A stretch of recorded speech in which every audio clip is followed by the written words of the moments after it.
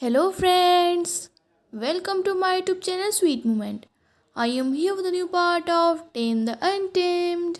तो friends, last part मैंने आपको बताया था चैन चान ने वांगची पे एक पाउडर फेंका था जिससे उसके अंदर का मॉन्स्टर जाग गया था और चैन चान ने भी वो पाउडर इनहेल कर लिया था, इसलिए वो भी अपनी सेंसेस में नहीं था। पर तभी वहाँ पे कमांडर अपीयर हो जाता है और उन दोनों को अंडरवर्ल्ड में लेकर चला जाता है।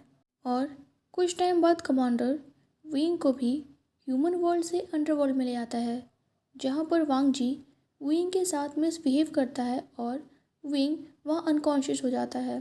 तो अगर आपने टेम द अनटेम्ड के पहले के पार्ट्स नहीं देखे हैं तो लिंक मैंने डिस्क्रिप्शन बॉक्स में दी है, आप वहाँ जाके देख सकते हैं। और अगर आप मेरे चैनल पे न्यू हैं और आपको मेरी वीडियोस पसंद आती हैं तो मेरे चैनल को सब्सक्राइब करके ही जाइएगा।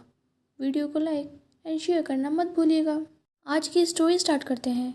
विंग के अनकॉन्शियस हो जाने के बाद वांग जी अपने मॉन्स्टर को स्टॉप करने की कोशिश करता है और कहता है वो हमारा सोलमेट है, अगर तुम इसी तरह बिहेव करते रहोगे तो हम उसे हर्ट कर सकते हैं। वांग जी ने कभी भी अपने मॉन्स्टर को खुद पे कंट्रोल नहीं करने दिया था, क्योंकि उसे पता था वो हमेशा वांग जी के लिए कोई ना कोई ट्रबल क्रिएट कर सकता है। पर आज चैन झान के उस पाउडर की वजह से उस मॉन्स्टर ने वांग जी की बॉडी पर टेक ओवर कर लिया था। वांग जी का मॉन्स्टर वांग जी से कम्युनिकेट करते हुए कहता है ये मेरा मेट है और ये इतने टाइम से तुम्हारे साथ था, अब मैं उसके साथ टाइम स्पेंड करना चाहता हूँ। और फिर वो वांग जी की बातों को पूरी तरह से इग्नोर कर देता है। वांग जी को समझ नहीं आ रहा था कि उस मॉन्स्टर को अपनी वाइफ को हर्ट करने से कैसे रोकें, और लास्ट में विंग उसे ही गलत समझने वाला है।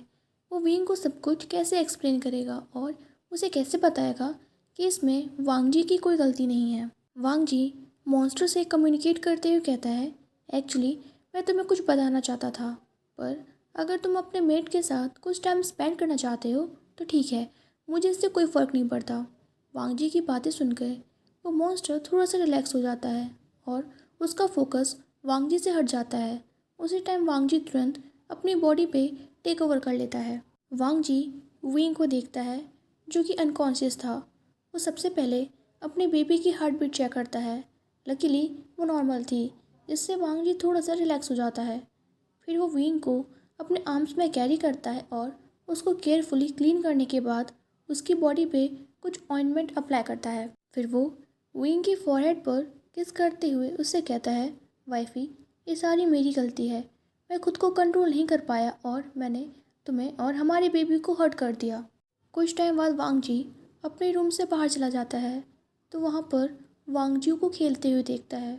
वांग जी जैसे ही वांग जी को देखता है तो वो डैडी बोलते हुए वांग जी की तरफ आने लगता है। वांग जी तुरंत उसे अपने गोद में कैरी कर लेता है। वांग जी अपने सन के बिहेवियर से थोड़ा सा सरप्राइज था, क्योंकि उसने वांग जी को आज तक इतना हैप्पी और एक्टिव नहीं देखा था।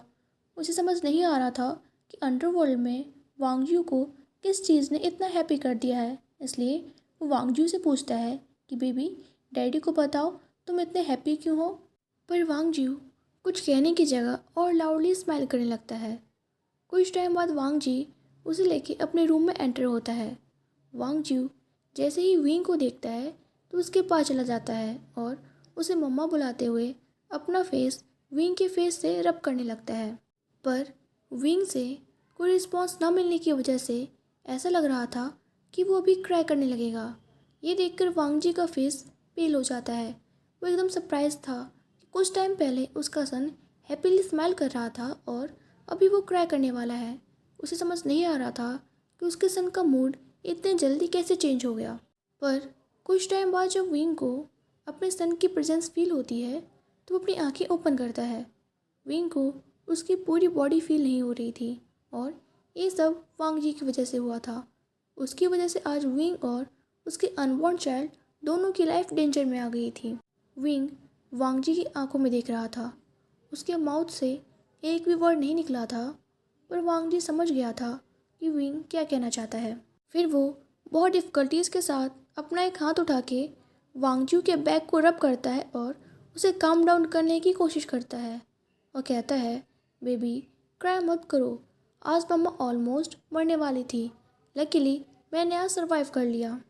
वांग जियो विंग की बातें सुन के काम डाउन हो जाता है। फिर वो विंग के चेस्ट पे अपना सर रख के सो जाता है। वांग जी, जो कि उन दोनों से कुछ डिस्टेंस पे खड़ा था, वो उनके पास आता है और वांग जियो को कंफर्टेबली बेड में सुला देता है। वांग जी विंग से बात करने की कोशिश करता है और कहता है वाइफी, पर तभी विंग अपना एक हाथ उठा के उसे बोलने से मना कर देता है और कहता है मुझे अपनी वाइफ कहने के बारे में सोचना भी मत। मैं तुम्हारी वाइफ नहीं हूँ। अगर मैं तुम्हारी वाइफ होती तो तुम मेरे साथ इस तरह बिहेव नहीं करते। उन सेमलेस पीपल्स ने जिनने मुझे हर्ट करने की कोशिश की थी, उनमें और तुम में कोई डिफरेंस नहीं है। मैंने तुम्हें कितनी बार स्टॉप होने को कहा, पर तुमने एक भी बार मेरी बात नहीं सुनी। और तो और तुमने मुझ पे अपनी पावर्स का भी यूज़ किया। तुम एक अच्छे हस्बैंड कैसे हो सकते हो? अब पूरी लाइफ में मुझे टच करने के बारे में बिल्कुल भी मत सोचना। कुछ टाइम बाद जब मैं बेटर फील करूँगा तो मैं अपने सन को लेके यहाँ से चला जाऊँगा। मुझे तुम्हारे जैसे हस्बैंड की कोई ज़रूरत नहीं है। विंग की आंखों से लगातार टीयर्स निकल रहे थे। उसने कभी नहीं सोचा था कि उसका हस्बैंड उसे इस तरह फोर्स करेगा। वांग जी विंग को समझाने की कोशिश करता है और कहता है वाइफी, मुझे एक्सप्लेन करने दो। पर विंग वांग जी की कोई बात नहीं सुनता और कहता है मुझे तुम्हारी कोई बात नहीं सुननी। तुम यहाँ से चले जाओ। मुझे तुम्हारी वॉइस से बहुत ज़्यादा डिस्गस्टिंग फील हो रहा है। और वो अपने स्टमक को पेन की वजह से पकड़ लेता है। वांग जी विंग को टच करने की कोशिश करता है, पर विंग उसके हाथ में स्लैप करके उसे खुद से दूर कर देता है। विंग के सारे वर्ड्स वांग जी को बहुत हर्ट कर रहे थे। उसने कभी नहीं सोचा था कि उसकी वाइफ उसे इस तरह छोड़ के जाने के लिए कहेगी। वांग जी मानता था कि कुछ टाइम पहले जो कुछ भी हुआ था उसमें उसका फॉल्ट था, क्योंकि उसने चैन झान को अंडर एस्टिमेट किया था। वो बॉय बहुत ज़्यादा स्मार्ट है और उसे पता है कि उसे जो चाहिए उसके लिए वो किस तरह प्लानिंग करे। इसीलिए पास्ट में विंग भी उसके प्लान्स नहीं समझ पाता था और उसकी बातों में आ जाता था कि चैन झान विंग की बहुत केयर करता है। पर इसका ये मतलब नहीं था कि उसकी वाइफ उसे छोड़ के जाने की बात करेगी। वांग जी कहता है मैं तुम्हें खुद से कभी भी दूर नहीं जाने दूंगा। तुम मेरी वाइफ हो और हम दोनों मैरिड हैं। अगर तुम मुझे छोड़कर चले जाओगे तो मैं सरवाइव नहीं कर पाऊंगा। जब से हम दोनों की मैरिज हुई है मैंने तुम्हें एक बार भी हर्ट करने की कोशिश नहीं की। हाँ, कभी मैं अपना कंट्रोल खो देता हूँ, पर इसका ये मतलब नहीं है। तुम्हारे काम डाउन होने के बाद मैं तुमसे बात करूँगा। अभी तुम रेस्ट करो। और ये कह के वांग जी रूम के बाहर चला जाता है। विंग वांग जी से कुछ भी नहीं कहता, बस वो वांग जी के साइड अपना फेस करके उसके फिगर को डिसअपीयर होते हुए देखता रहता है। उसकी आंखों से टीयर्स निकलने लगते हैं। वो अपने माउथ को कवर कर लेता है और अपने लोअर लिप को बाइट करने लगता है, जिससे कोई नॉइस ना हो, क्योंकि वांग जियो उसके साथ सोया हुआ था। बाइटिंग की वजह से उसके लोअर लिप से ब्लड निकलने लगा था। वांग जी, जो कि डोर के पास ही खड़ा था, वो अपनी वाइफ को इस तरह क्राई करते हुए नहीं देख पाता और वापस विंग के पास चला जाता है। फिर वो उसके पास लेट जाता है और उसे टाइटली हक कर लेता है। विंग खुद को वांग जी से दूर कराने की कोशिश करता है, पर वो ऐसा नहीं कर पाता। वांग जी कहता है तुम मुझे हेट कर सकते हो, पर मैं तुम्हें इस स्टेट में अकेले छोड़ के नहीं जा सकता। ये मेरा फॉल्ट था कि मैं खुद को कंट्रोल नहीं कर पाया। ये मेरा फॉल्ट था कि तुम्हारे इतने बार रोकने के बाद भी मैं स्टॉप नहीं हुआ। आज जो कुछ भी हुआ था वो सब मेरा ही फॉल्ट था। Don't be scared. मैं तुम्हें कभी भी अकेले छोड़ के नहीं जाऊंगा। वांग जी की बातें सुनकर कुछ टाइम बाद विंग काम डाउन हो जाता है। उसकी बॉडी जो कुछ टाइम पहले रेस्टलेस थी, अब वो रिलैक्स हो जाती है और वो वांग जी के हक से खुद को मूव करने की कोशिश नहीं कर रहा था और वो वांग जी को हक करके सो जाता है। विंग के सोने के बाद वांग जी अंडरवर्ल्ड के डॉक्टर को विंग के चेकअप के लिए बुलाता है, जिसकी अंडरवर्ल्ड में कुछ ज़्यादा ज़रूरत नहीं थी, क्योंकि अंडरवर्ल्ड के लोग बहुत कम बीमार होते थे। वो लोग ह्यूमन से बहुत ज़्यादा स्ट्रांग थे। डॉक्टर आने के बाद वांग जी से कहता है सर, आपने मुझे बुलाया था, आपको मेरी कोई ज़रूरत है और मैं आपके लिए ये पोर्शन लाया हूँ। यह आपके अदर साइड को कंट्रोल करने में आपकी हेल्प करेगा। ये कहने के बाद ही डॉक्टर को वांग जी की एक लाउड वॉइस सुनाई देती है, जो कि एक्चुअली वांग जी के अंदर का मॉन्स्टर था। वांग जी की दो साइड्स थी, एक गुड साइड और एक बैड साइड। बैड साइड वांग जी की मॉन्स्टर साइड थी। वांग जी को उस मॉन्स्टर को कंट्रोल करने की पावर थी, पर जब वांग जी को उसके बचपन में वो पॉइजन दिया गया था, तब वो मॉन्स्टर वांग जी के कंट्रोल से बाहर हो गया था और जब भी उसे गुस्सा आता था तब वो लोगों को किल कर देता था।